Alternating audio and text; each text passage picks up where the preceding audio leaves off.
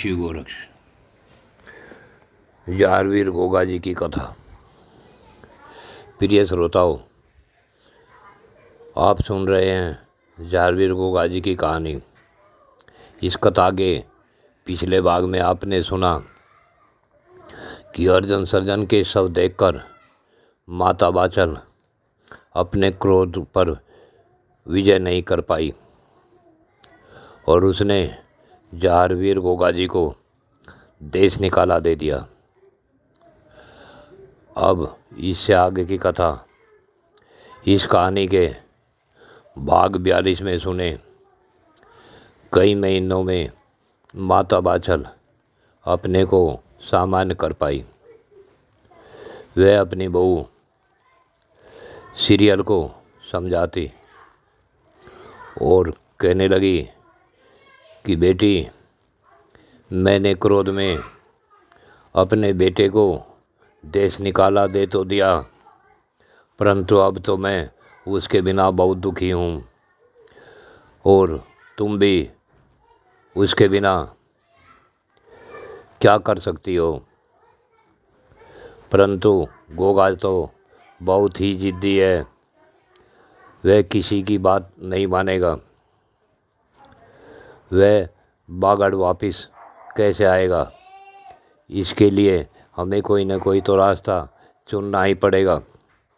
तब सीरियल बोली, हे माता जी, इसमें मैं क्या रास्ता बता सकती हूँ। जो मेरे भाग में है वह हो रहा है। मैं रात दिन रो रो कर गुरु गोरखनाथ जी से प्रार्थना कर रही हूँ कि मेरा सुहाग मेरे पास जरूर आए। तो माता बाचल बोली कि बेटी, अब तो नारसिंह को भेजकर गुरु से प्रार्थना की जा सकती है। वैसे तो नारसिंह भी रोज़ घोड़े पर बैठकर गुरु गोरखनाथ जी की शरण में जाता है, परंतु आज माता बाचल ने नारसिंह को बुलवाया और समझाया कि मेरे बेटे से कहना कि अगर माँ पर इतना बड़ा क्रोध है, इतना गुस्सा आया हुआ है जो कि तुम्हें ठीक नहीं है, फिर भी माता और बेटे के बीच में तुम अपनी पत्नी को किस प्रकार का दंड दे रहे हो। यह दंड तुम्हारे लिए ठीक नहीं है और तुम्हारे बाबा भी मरणासन पड़े हैं और गुरु गोरखनाथ जी से प्रार्थना करना कि माँ बेटों के बीच में अपनी पत्नी को भूल जाना जारवीर गोगा जी को शोभा नहीं देता। माता बाचल बोली कि नारसिंह, तुम गोगा से बड़े हो, अपना अधिकार समझते हुए गोगा के ऊपर बागड़ में वापस आने का दबाव देना। किसी की भी बात मानकर अगर मेरा बेटा वापस आ जाता है तो जीवन सफल हो जाएगा। नारसिंह बोला, माता जी, आप अपने नाम से एक पत्र लिख कर दे दो। अगर पत्र पढ़कर भी गोगा जी नहीं माने तो मैं गुरु जी से प्रार्थना करूँगा और अपना अधिकार भी दिखाऊँगा। अब माता बाचल पत्र लिखकर नारसिंह को दे देती है। नारसिंह माता का लिखा पत्र लेकर गुरु गोरखनाथ जी के धोने पर जाते हैं। गुरु को दंडवत प्रणाम कर गोगा जी को पत्र देते हैं। गोगा जी बिना पत्र पढ़े ही रख देते हैं। तब गुरुदेव बोलते हैं, अरे गोगा, पत्र खोल कर पढ़ो और मुझे भी बताओ देवी बाचल ने पत्र में क्या क्या लिखा है। तो गुरु की आज्ञा से गोगा जी पत्र खोलकर पढ़ने लगते हैं। पत्र में लिखा था, मेरे प्रिय लाडले मैं अभागिन बाचल, पहले अपना दर्द लिखती हूँ। बेटे, पुत्र प्राप्त करने के लिए मैं और तेरे पिता पता नहीं कहाँ कहाँ भटके। मैंने जिद करके तेरे पिता की दूसरी शादी तेरी मौसी का छल से करवा दी, परंतु हम दोनों में से किसी को भी संतान नहीं हुई।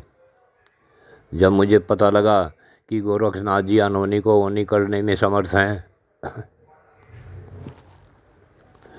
तो मैं बिना गुरु को देखे ही और बिना जाने ही मैंने अपने दृढ़ विश्वास से गुरुदेव की भक्ति करनी शुरू कर दी। 12 वर्षों की कठोर भक्ति करने के बाद गुरु गोरखनाथ जी ददरेवा के बागों में आए। मैं रोजाना किसी न किसी के ताने सुनती थी। अनेकों ने मुझे बांझ कहा, परंतु गुरु में विश्वास कर मैं भक्ति में लीन रही। गुरुदेव ने भी 12 वर्ष और भक्ति करने का आदेश दे दिया तथा 1400 चेलों का पूरा खर्च तेरे पिता ने 12 वर्षों तक उठाया। अंत में तेरी मौसी मुझसे छल करके गुरुजी से 2 जोड़ ले आई, परंतु मैंने अपना विश्वास नहीं खोया। मैं सिद्धमुख जाकर अनुनय विनय करने के बाद गुरुदेव से प्रार्थना की तो गुरुदेव ने गूगल के रूप में जो दिया वह ही बेटे तुम हो, और तुम अकेले नहीं, घोड़े समेत 6 वीर पैदा हुए। परंतु मेरे लाडले, तूने माँ की बात को इतनी गहराई से लिया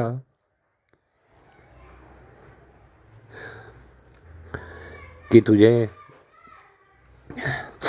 वो माँ भी याद नहीं आती जो तेरे लिए वर्षों तक भटकी, अपनी पूरी ममता तुझ पर बिखेरी, और तू अब माँ से ही मुंह फेर गया।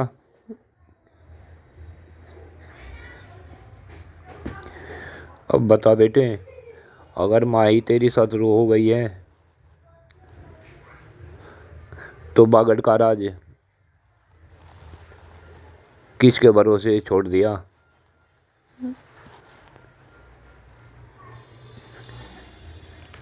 क्या अब राजधर्म, राष्ट्रभक्ति याद नहीं आती? अगर ये सब भी याद नहीं आता तो जिसे तूने सपने में देखा था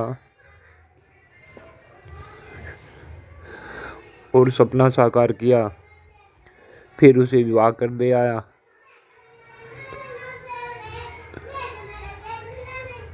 अब बता मेरे और तेरे बीच में उस दुखिया का क्या दोष है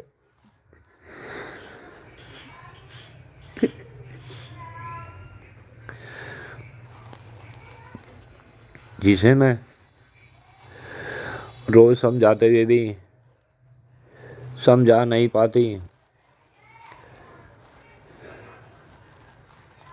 अगर तूने अपनी माँ पर, अपनी राष्ट्रमाता पर या अपनी पत्नी पर तरस नहीं किया तो फिर गुरु का आशीर्वाद कैसे पूरा होगा? अंत में मैं अभागिन तेरी माता, सिर्फ तेरी माता बादशाह।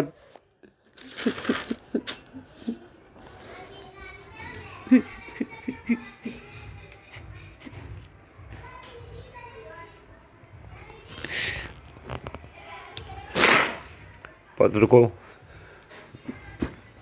पढ़ते पढ़ते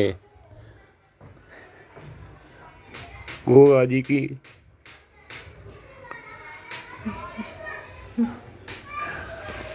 आज पहली बार आंखें नम हुई।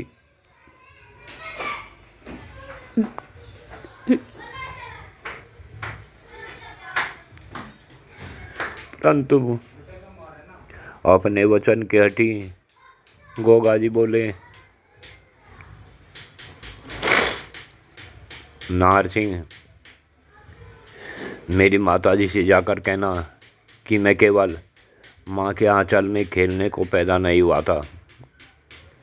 मुझे गुरु आज्ञा सिरोधारी है, परंतु जिस देश से मुझे निकाल दिया गया है और जिस देश में मुझे देश निकाला मिला हुआ है, अब मैं उस देश का राज करने का हक नहीं रखता।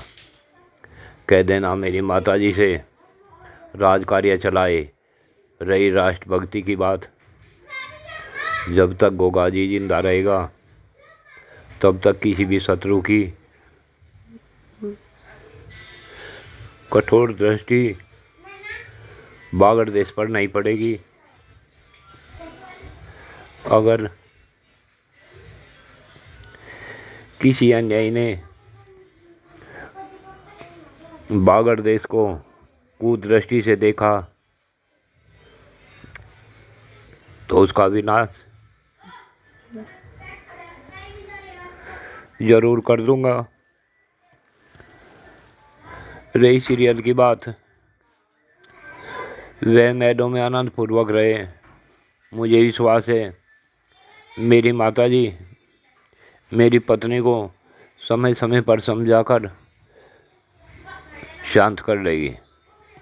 नार सिंह तुम भी सुनो, जब तक गुरु कृपा से हम पांचों का जीवन है तब तक हम पांचों को बागड़ देश की रक्षा करने में तन मन लगा देना पड़ेगा।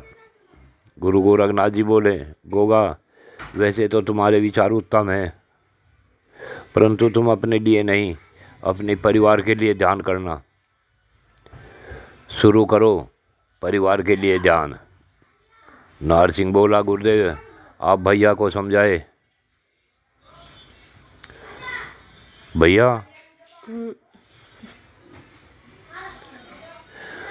माता की बातों को इतनी गंभीरता से न लें। माता अपना दर्द बता चुकी है। तब गुरु गोरखनाथ जी बोले, बेटे नार सिंह सुनो, जब किसी के भाग में कुछ नहीं होता तो जब वह मिल जाता है तो उसका पूर्ण सुख प्राप्त हो, यह भी भाग में नहीं होता। जितना पुत्र सुख भाग में बाछड़ के था वह देवी बाछड़ को मिल चुका है। अब पुत्र सुख की कामना देवी बाछड़ को नहीं करनी चाहिए।